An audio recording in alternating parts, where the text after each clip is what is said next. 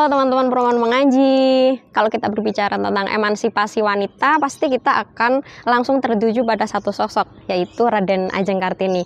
Jadi kita ini lagi di makam Raden Ajeng Kartini di Desa Bulu, di Kecamatan Bulu, di Kabupaten Rembang. Jadi Ra Kartini itu adalah perempuan yang lahir dari keluarga ningrat. Tapi dengan dia terlahir dari keluarga ningrat tersebut, tidak lantas menjadikan dia sosok yang manja. Namun sebaliknya, ia malah menjadi perempuan cerdas dan membawa perubahan. Meskipun usia hidupnya hanya 25 tahun, namun ia mempunyai jasa-jasa yang sangat banyak. Jadi mari kita masuk ke makamnya.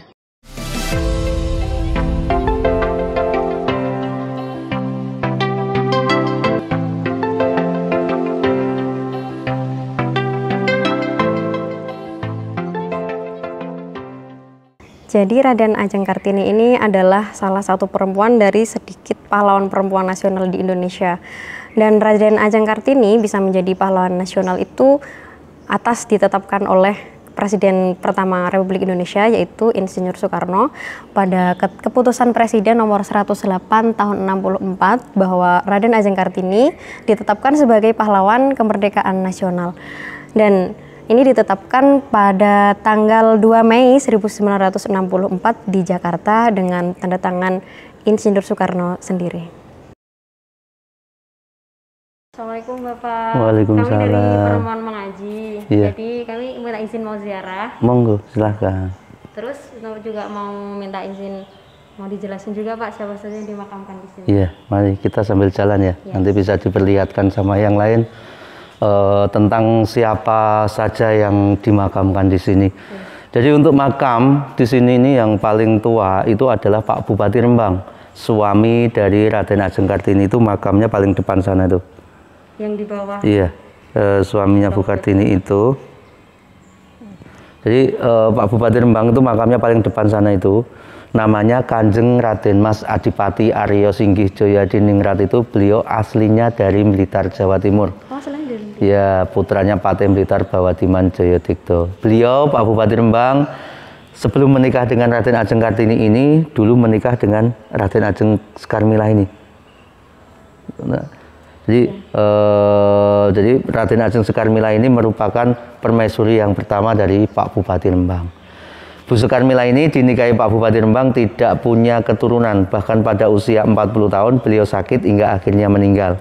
Karena permaisurinya ini meninggal, baru kemudian Pak Bupati menikah lagi dengan Raden Ajeng Kartini. Jadi Bu Kartini dinikahi Pak Bupati Rembang itu sebagai permaisuri yang kedua, karena yang pertama tadi wafat.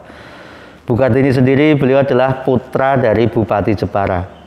Ayahnya bernama Aryo Sosroningrat dan ibunya ini bernama Mas Ayu Ngasirah.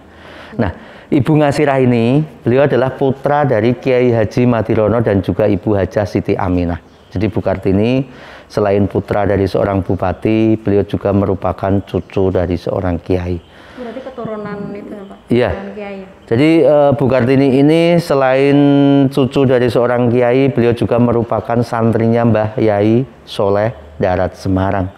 Jadi kalau kita mengenal nama Kiai Haji Soleh Darat itu akan mengingatkan kepada kita dua tokoh ulama di Indonesia, yaitu Hasyim Asy'ari pendiri NU, juga Ahmad Dahlan pendiri Muhammadiyah, karena beliau-beliau ini adalah merupakan santri-santrinya Mbah Yai Soleh Darat.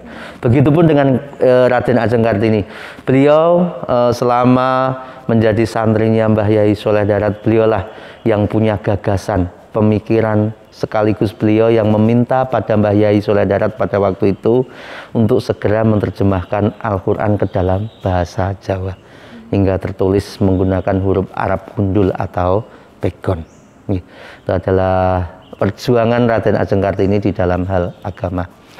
Kalau di kancah nasional mungkin tidak perlu saya ceritakan, pasti semuanya juga sudah tahu.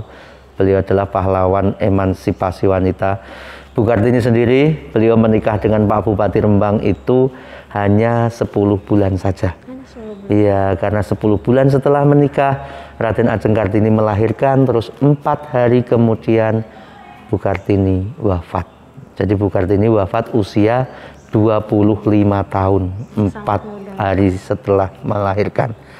Tapi putranya alhamdulillah hidup. Jadi yang wafat hanya Bu Kartini. Kalau putranya selamat, dan putranya Bu Kartini ini hidup hingga usia 58 tahun.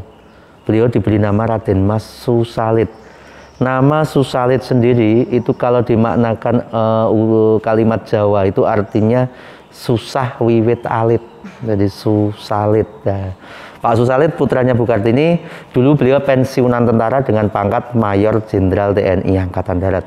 Jabatan terakhir Panglima Divisi 3 Diponegoro, Yogyakarta, Magelang tahun 46 sampai 48. Di makamnya itu yang sudah diambil gambar itu makam Raden Ajeng Raden Mas Susalit Joyo Adiningrat.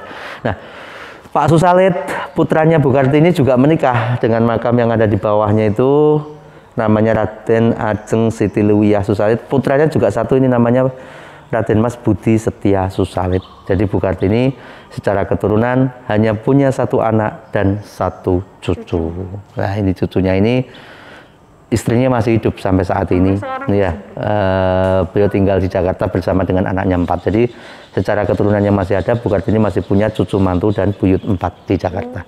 Itu adalah profil dari Raden Ajeng Kartini. Ya, terima kasih Bapak untuk penjelasannya pada siang hari ini. Kami dari Perempuan Mengaji mohon pamit. Wassalamualaikum warahmatullahi wabarakatuh.